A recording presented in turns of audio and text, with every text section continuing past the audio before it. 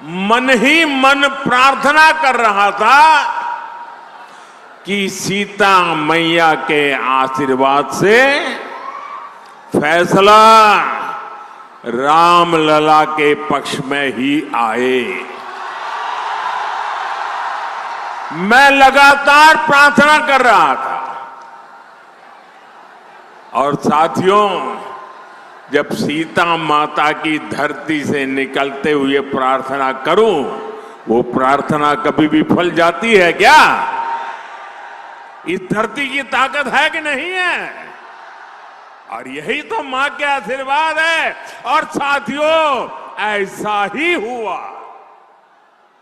Supreme court ने रामलला के पक्ष में ही फैसला दिया। आज मां सीता की इस पुण्य भूमि पर आया हूं, आपका आशीर्वाद ले रहा हूं और उस इतने सारे उत्साह से भरे लोगों के बीच वो दिन याद आना बहुत स्वाभाविक है।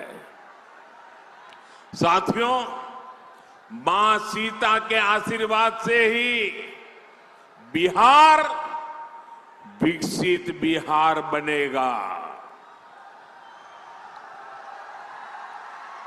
ये जो चुनाव है, ये विकसित बिहार बनाने के लिए है। ये चुनाव तय करेगा आने वाले सालों में बिहार के बच्चों का भविष्य क्या होगा, आपके संतानों का भविष्य क्या होगा, आपके बेटे बेटियों की आने वाली कल कैसी होगी। और इसलिए ये चुनाव बहुत अहम है। साथियों, आरजेडी वाले बिहार के बच्चों के लिए क्या करना चाहते हैं, ये इनके नेताओं के चुनाव प्रचार में साफ साफ दिखता है। आप जरा ये जंगल राज वालों के गाने और उनके नारे जरा सुन लीजिए, आप कांप जाएंगे। क्या बोलते हैं, क्या सोचते हैं। आरजेडी के मंचों पर मासूम बच्चों से कहलवाया जा रहा है। क्या कहलवाया जा रहा है? वो बच्चे कह रहे हैं उन्हें रंगदार बनना है, रंगदार बनना है।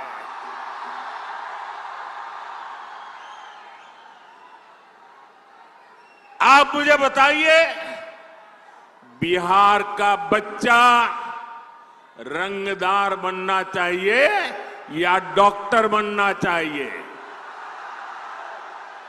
रंगदार बनना चाहिए या डॉक्टर बनना चाहिए? क्या हम हमारे बच्चों को रंगदार बनने देंगे? क्या रंगदार बनाने वालों को जीतने देंगे? बिहार का बच्चा रंगदार नहीं बन सकता। अब हमारा बच्चा इंजीनियर बनेगा, डॉक्टर बनेगा, एडवोकेट बनेगा, अदालत में जज बनेगा। मैं बिहार में आपको, यहां फैशन है ना, कट्टा लेकर के आ जाते हैं, फिर बोलते हैं हैंड्स अप, यही है ना। मैं बिहार में आपको हैंड्स अप कहने वाले, अब बिहार में उनके लिए जगह नहीं है। अब तो बिहार में स्टार्टअप के सपने देखने वाले चाहिए, हैंड्स अप वाले नहीं चाहिए हमें। साथियों, हम बच्चों के हाथ में किताबें, कंप्यूटर, लैपटॉप दे रहे हैं।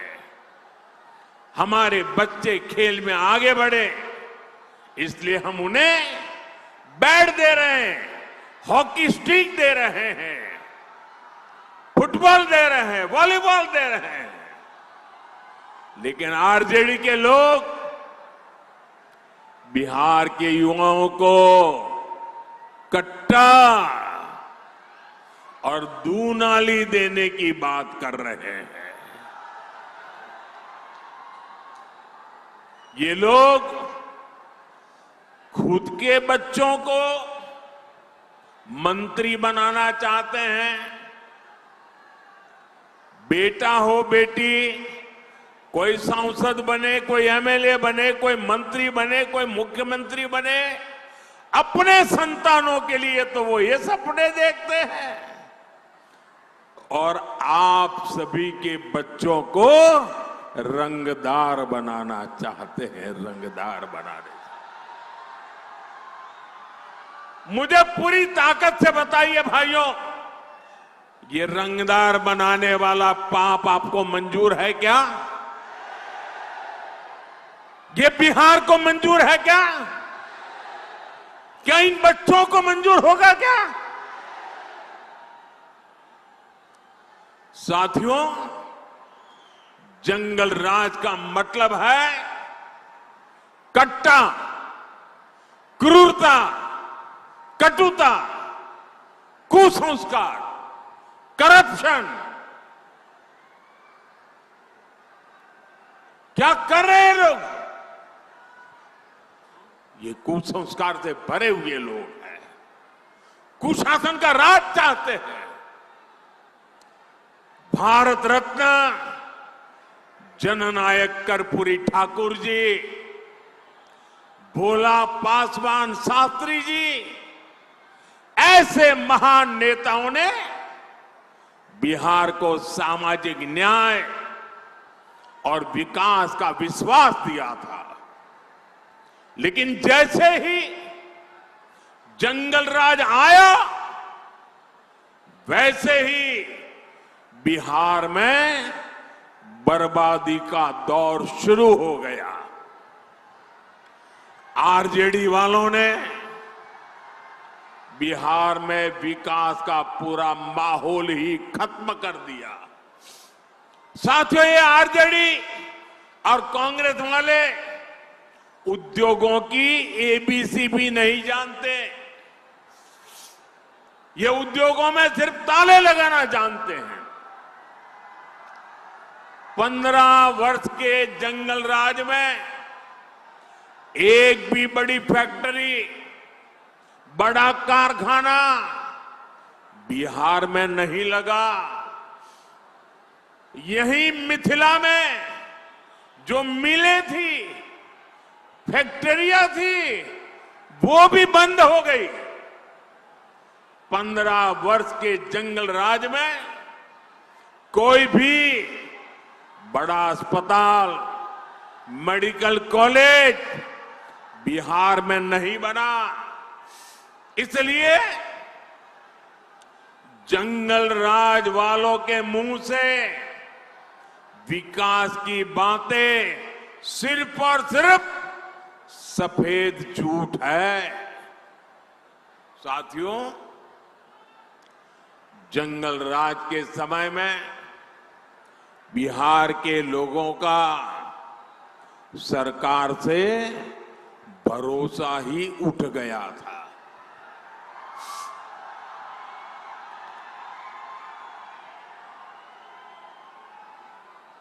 उठ गया था कि नहीं उठ गया था? भरोसा उठ गया था कि नहीं उठ गया था? कोई भरोसा बचा था?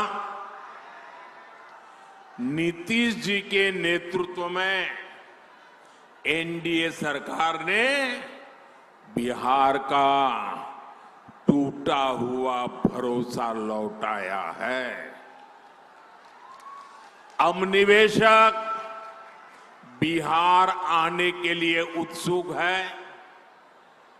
यहां अच्छी सड़कें बन रही हैं, रेल और हवाई कनेक्टिविटी बेहतर हो गई है, बिजली के नए नए कारखाने बन रहे हैं। यहां जो रीगा चीनी मिल है, वो फिर से शुरू हो चुकी है। आने वाले समय में बिहार में ऐसी मिलें और फैक्ट्रियां बनाने का काम और मजबूती के साथ आगे बढ़ेगा। गन्ना किसानों के हितों को देखते हुए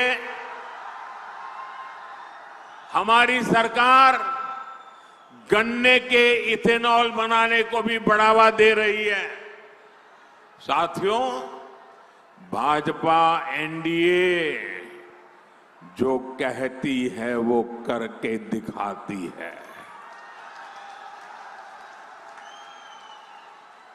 और मोदी की गारंटी मतलब गारंटी पूरा होने की गारंटी।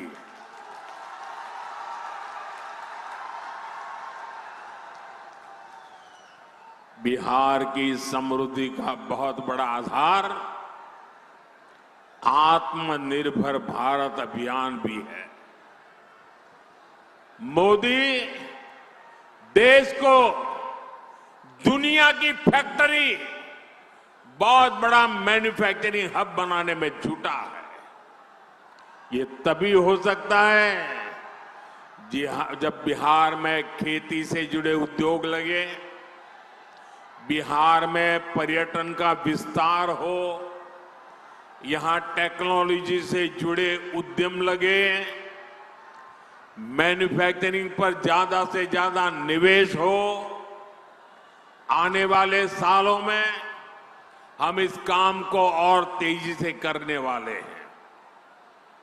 मैं इसका रास्ता एनडीए ने अपने घोषणा में भी बताया है, घोषणा पत्र में बता करके रखा हुआ है।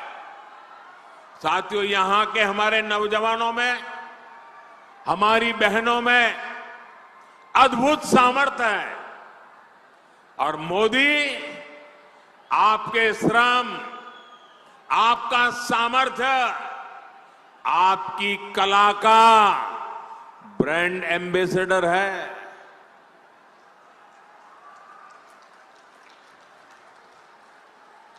अब आप कहेंगे मोदी कहां से मेरा ब्रांड एम्बेसडर बन गया? मैं बताता हूं कैसे बन गया। अभी कुछ महीने पहले मैं अर्जेंटीना गया था, बहुत दूर है यहां से। वहां के जो उपराष्ट्रपति हैं, उनको मैंने यहां की बहनों की बनाई मधुबनी पेंटिंग भेंट की थी। और वो ऐसे देखते थे, बड़ा अजूबा लग रहा था उनको। और जब मैंने कहा कि मेरी बहनें बनाती है, बिहार के ऐसे कोने में बैठी हुई बहनें बनाती, गांव की बहनें, तो ऐसे ही देख रहे मेरे सामने। बताइए, मैं आपका एम्बेसडर बना कि नहीं बना? मैं आपका ब्रांड एम्बेसडर बना कि नहीं बना? बिहार की बात दुनिया में पहुंचाई कि नहीं पहुंचाई? आपका मधुबनी पेंटिंग पहुंचाया कि नहीं पहुंचाया? इसी तरह दिल्ली में G20 समिट के दौरान दक्षिण कोरिया के राष्ट्रपति को भी मैंने मधुबनी पेंटिंग देने का काम किया। साथियों, ये सब मैं इसलिए करता हूं क्योंकि मुझे बिहार पर गर्व है। मुझे बिहार की माताओं बहनों के सामर्थ्य पर गर्व है। मुझे बिहार की बेटियों की ताकत पर गर्व है। मैं चाहता हूं आपकी कला, आपका कौशल दुनिया भर में पहुंचे। भारत में बने चीजों के लिए दुनिया में नया बाजार बने। साथियों, एक समय था जब बिहार दूसरे राज्यों से मछली मंगाता था, लेकिन एनडीए सरकार की नीतियों का असर है कि बिहार अब दूसरे राज्यों को मछली भेजने लगा है।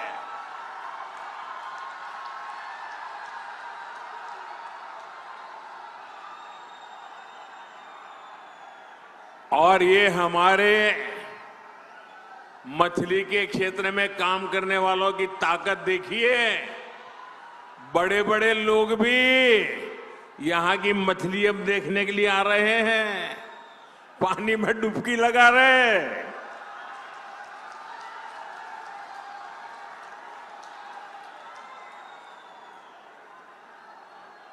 किसी ने मुझे कहा कुछ लोग बिहार की चुनाव में डूबने की प्रैक्टिस कर रहे हैं।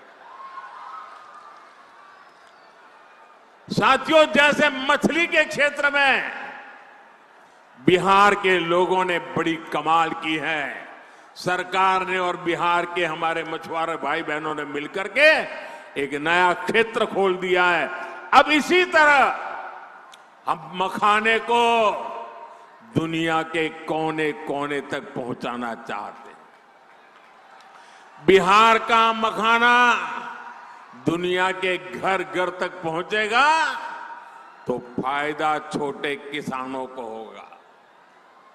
साथियों, ये माता सीता की धरती है।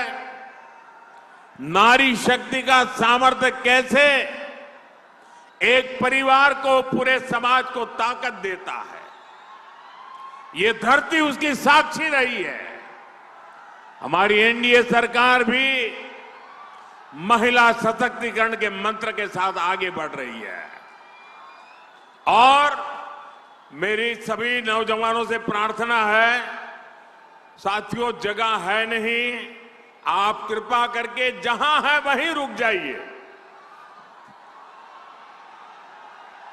मेरे नौजवान साथियों, अरे ये पैंडल में जगह हो ना हो, मोदी के दिल में आपके लिए भरपूर जगह है।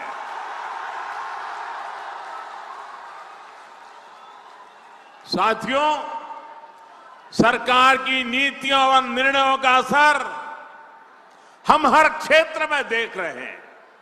साथियों, यहीं बिहार के राजगीर में पिछले वर्ष महिला हॉकी की एशियाई चैंपियनशिप हॉकी टूर्नामेंट हुई थी। हमारी बेटियां चैंपियन बनी थी। कुछ दिन पहले भारत की बेटियों ने क्रिकेट विश्व कप भी जीता है। ये क्रिकेट के इतिहास में पहली बार हुआ है। 3 दिन पहले ही ये विश्व विजेता हमारी बेटियां दिल्ली में प्रधानमंत्री आवास पर आई थी। उनका आत्मविश्वास देखकर मुझे गर्व हो रहा था। गांव कस्बों से निकलकर हमारी बेटियां 140 करोड़ भारतीयों का अभिमान बनी है। साथियों, हमारी बेटियों का ये नया आत्मविश्वास इसलिए आया है क्योंकि हमारी सरकार कदम कदम पर नारी शक्ति के साथ खड़ी है। अब आप देखिए, जनधन बैंक खाते, मजाक उड़ाते थे मेरी कि महिलाओं के जेब में पैसा नहीं होता है, खाते कैसे खोलेंगे। अरे मैंने कहा 1 भी रुपया दिए बिना भी मैं खाते खोलूंगा। और मैंने खोले। और ये सिर्फ एक पासबुक देने का मामला नहीं था, ये बहनों बेटियों को आर्थिक रूप से सक्षम बनाने का माध्यम बना है। मैं आपको एक और उदाहरण देता हूं। आजकल मुख्यमंत्री महिला रोजगार योजना की बहुत चर्चा है। बिहार की 1,40,00,000 बहनों के खाते में 10-10 हजार रुपया पहुंच चुके हैं। कल्पना कीजिए, अगर बहनों के बैंक खाते ही न खुलते तो क्या ये योजना बन पाती। मोदी ने बैंक खाते खुलवाए, नीतीश जी की सरकार उनमें बहनों को सहायता भेज रही है। आज पाई पाई बहनों के खाते में पहुंच रही है। और इसलिए आप याद रखिए, अगर आरजेडी और कांग्रेस का जंगल राज होता तो आपके हक का पैसा भी लूट जाता। और ये मैं नहीं कह रहा हूं, ये कांग्रेस के नामदार है ना, उनके पिताजी खुद कहते थे जब वो प्रधानमंत्री थे और पूरे देश में पंचायत से पार्लियामेंट तक सिर्फ और सिर्फ कांग्रेस का ही झंडा फहरता था। सारी सरकारें उनकी थी, म्युनिसिपैलिटी उनकी, ग्राम पंचायत उनकी, सब कुछ उनका था। उस समय कांग्रेस के एक प्रधानमंत्री, ये नामदार के पिताजी, वो कहते थे कि दिल्ली से 1 रुपया निकलता है तो गांव में जाते जाते 15 पैसा हो जाता है। जरा बताओ ये कौन सा पंजा था जो 1 रुपये को घिसता घिसता घिसता 15 पैसे कर देता था? ये कौन सा पंजा था? आज भाइयों बहनों, अगर पटना से 1 रुपया निकलता है तो पूरे 100 पैसे आपके खाते में जमा होते हैं। आज दिल्ली से 1 रुपया निकलता है तो 100 के 100 पैसे आपके खाते में जमा होते हैं। और इसलिए मेरे माताओं, बहनों, भाइयों, नौजवानों, आपको सावधान रहना है। कांग्रेस, आरजेडी आपका पैसा लूटने की फिराक में बैठी है। साथियों, कांग्रेस और आरजेडी के लोग इतने सालों तक सत्ता में रहे।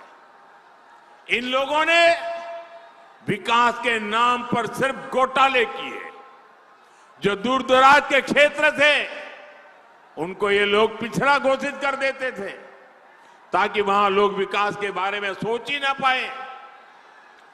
देश के 100 से अधिक जिले ऐसे थे जिनको कांग्रेस ने पिछड़ा घोषित कर दिया था। इसमें बिहार के भी अनेक जिले थे और सीतामढ़ी भी उनमें से एक था। साथियों, जिनको इन्होंने पिछड़ा घोषित किया था उनको हमने आकांक्षी जिला बनाया, वहां मिशन मोड पर विकास शुरू किया। मुझे गर्व है कि हमारा सीतामढ़ी भी आज विकास के मामले में दूसरे जिलों को टक्कर दे रहा है। आज सीतामढ़ी में, पूरे बिहार में विकास की नई रफ्तार दिखाई दे रही है। नई रेल लाइनें, अमृत भारत जैसी नई रेल सेवा, आधुनिक रेलवे स्टेशन, नया इंजीनियरिंग कॉलेज, नया मेडिकल कॉलेज, ये सब अब सीतामढ़ी की पहचान बन रहे हैं। और मैं आपको भरोसा दिलाता हूं, बिहार में फिर से एनडीए सरकार बनते ही हम विकास की इस गति को और मजबूती देंगे और आप लोगों का कल्याण का काम करेंगे। साथियों, हमारी सरकार यहां विकास भी कर रही है और विरासत को भी सम्मान दे रही है। हम इस क्षेत्र को रामायण सर्किट से जोड़ रहे हैं। सीतामढ़ी से अयोध्या के लिए सीधी रेल सेवा भी इसी प्लान का हिस्सा है। आपके पाहुन, आपके दामाद जी तो खुद प्रभु श्री राम है। अयोध्या में सीतामढ़ी के दामाद जी का भव्य मंदिर बन गया है। अब माता के मायके की बारी है।